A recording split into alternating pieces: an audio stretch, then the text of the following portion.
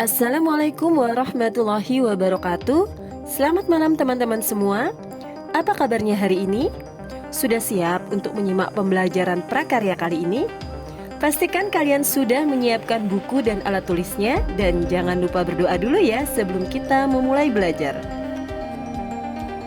Pada malam hari ini kita akan sama-sama membahas materi pada modul 2, mata pelajaran prakarya tentang produk teknologi sederhana. Produk teknologi sederhana ini merupakan materi kelas 7 untuk pendidikan kesetaraan paket B. Sebelum Ibu membahas materi ini lebih lanjut, Ibu ingin bertanya kepada kalian, pernahkah kalian melihat di YouTube atau membuat sendiri pengiris bawang dari kaleng bekas, atau kotak P3K dari kardus, dan lain sebagainya? Nah, jika kalian pernah melihat atau membuatnya, maka barang yang tadi Ibu sebutkan merupakan produk teknologi sederhana. Pada modul sebelumnya, yaitu modul 1, kita sudah pernah membahas mengenai pengertian teknologi secara umum. Nah, pada modul ini kita akan membahas teknologi secara lebih terperinci. Pengertian teknologi adalah kemampuan manusia dalam membuat sesuatu untuk memudahkan aktivitas kehidupan manusia. Jadi, fungsi teknologi ialah untuk memudahkan kehidupan manusia. Teknologi terbagi menjadi dua macam, yaitu pertama adalah teknologi sederhana dan kedua adalah teknologi modern. Teknologi sederhana yaitu suatu cara memanfaatkan kemampuan yang relatif mendasar, tidak terlalu rumit untuk dibuat baik dari cara kerja maupun dari penggunaan alat dan bahannya, namun tetap meringankan aktivitas manusia. Sedangkan teknologi modern yaitu suatu cara memanfaatkan kemampuan yang dirancang sedemikian rupa sehingga memiliki kerumitan tertentu namun mampu bekerja melewati kemampuan manusia itu sendiri. Nah, berikut perbandingan teknologi sederhana dengan teknologi modern. Teknologi sederhana yaitu alat dan bahan yang digunakan mudah didapat, sedangkan teknologi modern alat dan bahan yang digunakan dirancang khusus. Perbedaan yang kedua, produksi teknologi sederhana lambat, sedangkan produksi teknologi modern cepat. Perbedaan yang ketiga, teknologi sederhana tidak menimbulkan polusi, sedangkan teknologi modern berpolusi. Yang keempat, teknologi sederhana memanfaatkan tenaga yang tersedia di alam, sedangkan teknologi modern memiliki mesin yang rumit. Perbedaan yang terakhir adalah teknologi sederhana masih banyak membutuhkan keterlibatan manusia, sedangkan teknologi modern manusia yang terlibat sedikit. Berikut ini ada beberapa bentuk teknologi yang dapat kalian gunakan dalam berkarya. Yang pertama adalah teknologi sederhana berenergi manusia. Ada 3 jenis teknologi yang termasuk dalam teknologi sederhana, yaitu pertama adalah teknologi putar, contohnya jam tangan, engkol, bor, dan lain-lain. Yang kedua adalah teknologi tarik, contohnya sepeda, becak, gergaji, katrol, dan lain-lain. Dan yang terakhir adalah teknologi pukul, contohnya adalah genderang, palu, alu, dan lain-lain. Bentuk teknologi sederhana yang kedua adalah teknologi sederhana berenergi alam. Teknologi ini masih menggunakan prinsip tarik, dorong, dan putar. Karya teknologi ini dapat bergerak karena bantuan alam seperti udara atau angin, matahari, serta air. Bentuk teknologi ini ada 2 jenis, yaitu penggerak berenergi angin. Fungsi angin tersebut mengubah benda menjadi dapat bergerak, sehingga menimbulkan gerakan-gerakan dalam karya manusia. Contohnya adalah kincir angin. Yang kedua adalah penggerak berenergi air. Kinerja alat digerakkan oleh bantuan air, contohnya adalah kincir air. Yang ketiga adalah teknologi sederhana berenergi listrik. Teknologi ini masih menggunakan prinsip tarik, dorong, dan putar. Karya teknologi ini dapat bergerak karena bantuan listrik sederhana yang dihasilkan oleh baterai, mesin sederhana, dan lain sebagainya. Contohnya adalah mainan anak-anak yang menggunakan baterai. Bagaimana cara membuat teknologi sederhana? Nah, berikut panduan singkat mengenai cara membuat teknologi sederhana. Pertama adalah temukan permasalahan atau kesulitan-kesulitan yang terjadi di sekitar lingkungan kalian. Kedua, kalian bisa mencari gagasan yang dapat memudahkan atau menyelesaikan masalah tersebut dengan mencari referensi berupa bacaan atau orang yang lebih paham mengenai masalah yang sedang kalian hadapi. Yang ketiga adalah rumuskan solusi yang akan kalian tawarkan terhadap permasalahan atau kesulitan yang kalian hadapi. Yang keempat, kalian bisa membuat gambar sketsa dari gagasan yang sudah kalian peroleh. Yang kelima adalah tentukan bahan dan alat yang akan digunakan sehingga kalian dapat memperkirakan kebutuhan pembiayaannya. Yang keenam, buatlah produk rancanganmu. Dan yang terakhir adalah lakukan uji coba hingga produk teknologi sederhana buatanmu dapat bekerja sesuai dengan tujuannya. Sekarang mari kita bahas satu persatu mengenai panduan membuat teknologi sederhana yang sudah Ibu jelaskan pada slide sebelumnya. Setelah kalian menemukan permasalahan yang terjadi di sekitar kalian atau lingkungan sekitar kalian, maka sekarang kita akan mencari gagasan untuk menyelesaikan masalah tersebut. Teman-teman, produk teknologi sederhana yang dibuat itu lahir dari gagasan-gagasan manusia. Gagasan bisa disebut juga dengan ide. Ide berawal dari upaya untuk memenuhi kebutuhan hidup manusia. Dalam menentukan ide produk, maka kalian dapat menentukannya berdasarkan pendekatan sebagai berikut. Yang pertama adalah fungsi. Produk teknologi sederhana memiliki dua fungsi, yaitu fungsi nilai praktis dan nilai estetis. Fungsi nilai praktis adalah nilai yang ada dalam pemanfaatan dan pemakaiannya di kehidupan sehari-hari, seperti kursi untuk duduk, almari untuk tempat pakaian, dan perabotan rumah tangga lainnya. Kedua adalah nilai estetis. Nilai estetis adalah suatu produk yang sengaja dibuat dalam bentuk yang tidak hanya digunakan untuk benda pakai saja, melainkan memberikan kesan bagus agar benda tersebut memiliki daya tarik yang tinggi. Misalnya, seni batik yang diterapkan pada kayu, seni ukir yang digunakan untuk kursi, dan lain sebagainya. Yang kedua adalah wujud. Produk teknologi sederhana dapat dibedakan menjadi dua jenis, yaitu produk 2 dimensi dan produk 3 dimensi. Yang pertama adalah produk 2 dimensi.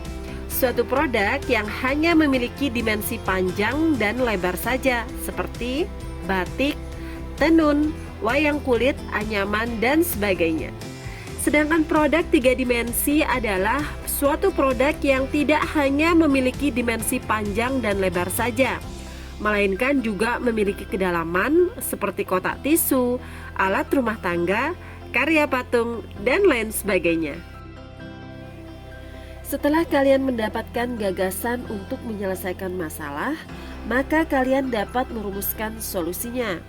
Solusi tersebut dapat kalian rancang melalui sketsa gambar atau karya desain. Dalam membuat sketsa gambar atau karya desain, terdapat unsur-unsur yang dapat dilihat wujudnya. Unsur-unsur tersebut antara lain: yang pertama adalah garis. Garis terbentuk melalui goresan atau tarikan dari titik yang satu ke titik yang lain. Ada berbagai macam bentuk garis. Kalian bisa lihat pada gambar berikut ini, yaitu ada garis lurus, garis melengkung, garis putus-putus, garis tak beraturan, dan lain sebagainya. Setiap garis tersebut dapat menimbulkan kesan yang beragam yang dinamakan dengan sifat garis. Yang kedua adalah bidang. Bidang berupa permukaan yang datar. Suatu garis yang dipertemukan ujung pangkalnya akan membentuk bidang. Baik bidang geometrik, yaitu segitiga, persegi, persegi panjang, maupun bidang organik atau lengkung bebas. Bidang juga mempunyai sifat yang beragam sesuai dengan bentuknya. Yang ketiga adalah bentuk. Bentuk terjadi melalui penggabungan unsur bidang. Misalnya sebuah kotak terwujud dari 4 sisi bidang yang disatukan. Bisa kalian lihat pada gambar macam-macam bentuk. Yang keempat adalah warna. Ada 3 jenis warna dasar, yaitu merah, kuning, dan biru. Nah, dari ketiga warna tersebut dapat diperoleh berbagai jenis warna melalui proses pencampuran. Bisa kalian lihat pada gambar macam-macam warna. Yang kelima adalah tekstur. Tekstur adalah permukaan suatu benda, ada yang halus dan ada yang kasar. Tekstur kasar misalnya terdapat pada batang kayu, daun, dan batu. Sedangkan tekstur halus misalnya pada kaca, plastik, dan kertas. Yang keenam adalah nada gelap dan terang. Benda yang tertimpa cahaya secara langsung atau tidak langsung, maka ada sisi yang gelap dan ada sisi yang terang. Yang terakhir adalah ruang. Ruang terbentuk atas dua atau beberapa dinding yang berjarak. Ruang juga bisa berupa rongga yang terdapat dalam seni patung. Ruang di alam nyata dinamakan ruang nyata, sedangkan ruang yang diwujudkan dalam gambar dinamakan ruang khayalan atau imajiner. Dalam membuat gambar sketsa ada aturan yang harus dipenuhi, antara lain, pertama adalah buat dahulu kerangka gambar dengan garis, kemudian buat garis secara tipis, kemudian tebalkan garis yang dirasa tepat. Sebenarnya apa sih fungsi gambar sketsa itu? Nah, fungsi gambar sketsa adalah untuk mewujudkan gagasan dari bentuk khayalan menjadi bentuk fisik. Selain itu, fungsinya adalah untuk mencatat atau mempertajam pengamatan, dan yang terakhir berfungsi untuk meminimalisir kesalahan. Hal-hal yang perlu diperhatikan dalam menggambar sketsa antara lain, siapkan peralatan. Gunakan pensil yang tidak terlalu tegas warnanya. Kalian bisa menggunakan pensil H atau pensil HB. Selain itu, gunakan juga penghapus yang berkualitas baik dalam membersihkan pensil dan juga serutan yang tajam. Dan kertas yang digunakan sebaiknya menggunakan kertas Concord atau Ivory dibandingkan dengan kertas biasa. Yang kedua adalah cara menggores. Untuk membuat sketsa dengan pensil sebaiknya jangan menggores terlalu keras. Cukup ringan dan tipis-tipis saja sehingga ketika ada yang salah maka akan lebih mudah untuk dihapus atau dibetulkan. Yang ketiga adalah menggunakan objek sebagai acuan. Salah satu bagian penting dalam cara menggambar sketsa yang lebih mudah adalah dengan menggambar sesuatu dengan objek sebagai acuan. Bila menggunakan acuan, proses menggambar akan terasa lebih cepat dan lebih akurat dibandingkan dengan hanya berimajinasi saja. Hal yang terakhir adalah posisi lembar gambar ketika menggambar. Tempatkan lembar gambar secara tegak sehingga sejajar dengan objek yang digambar. Itu akan jauh lebih baik daripada menggambar di alas yang mendatar. Setelah kalian membuat gambar sketsa, maka selanjutnya kalian bisa merealisasikan gambar tersebut. Kalian bisa mulai membuat produk rancangan kalian sesuai dengan sketsa gambar juga alat dan bahan yang sudah kalian siapkan. Untuk mewujudkan sketsa gambar yang sudah kalian buat, maka kalian memerlukan alat dan bahan yang sesuai agar produk teknologi sederhana dapat berfungsi sesuai dengan harapan. Yang pertama adalah alat. Ada beberapa alat yang harus kalian ketahui dalam membuat produk teknologi sederhana. Alat-alat tersebut antara lain 1. Tang. Tang terdiri dari berbagai macam dengan fungsi yang berbeda. Contohnya adalah untuk memotong kawat, mencabut paku, dan sebagainya. Kedua adalah obeng. Ketiga adalah palu. Palu yang memiliki fungsi ganda lebih bermanfaat karena dapat digunakan untuk mencabut paku. Selain alat-alat yang disarankan tadi, maka dalam pekerjaan pertukangan sederhana ada beberapa alat pendukung yang juga harus kalian ketahui. Contohnya adalah meteran, waterpass, penggaris siku, pensil, amplas, beberapa macam ukuran paku dan skrup, kawat dan tali, lem, kacamata dan sarung tangan sebagai pengaman.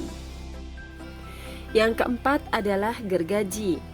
Jenis gergaji dengan peruntukan yang berbeda, namun gunakan salah satu yang paling dominan kita pakai, misalnya seperti gergaji kayu atau gergaji besi.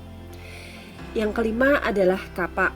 Kapak biasa digunakan untuk keperluan sehari-hari seperti memotong kayu atau mengupas kelapa.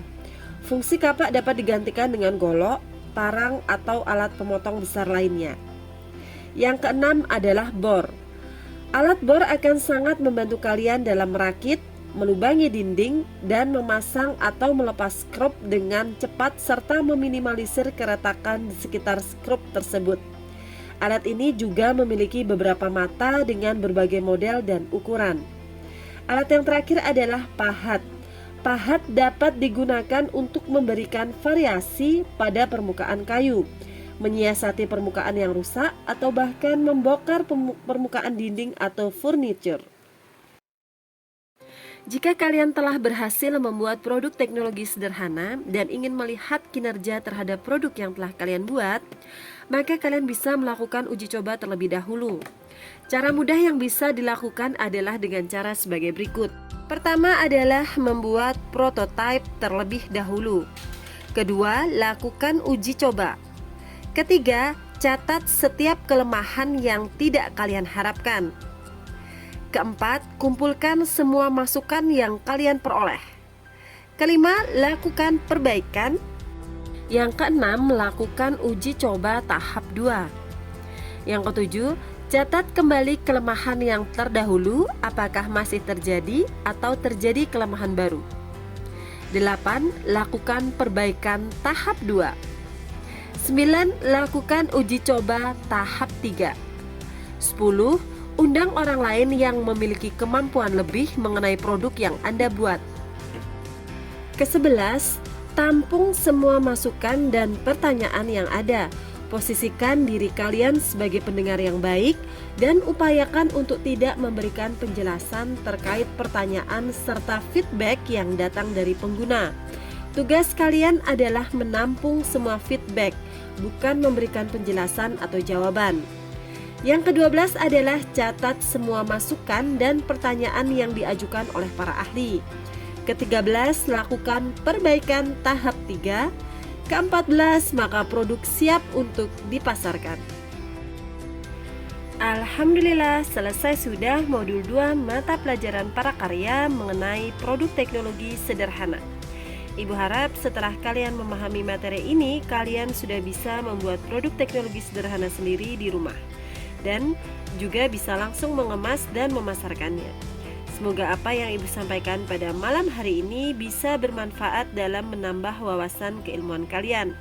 Ibu mohon maaf apabila selama menyampaikan materi terdapat kata-kata yang kurang berkenan untuk kalian. Sekian dan terima kasih. Sampai jumpa pada materi berikutnya. Selamat malam dan wassalamualaikum warahmatullahi wabarakatuh.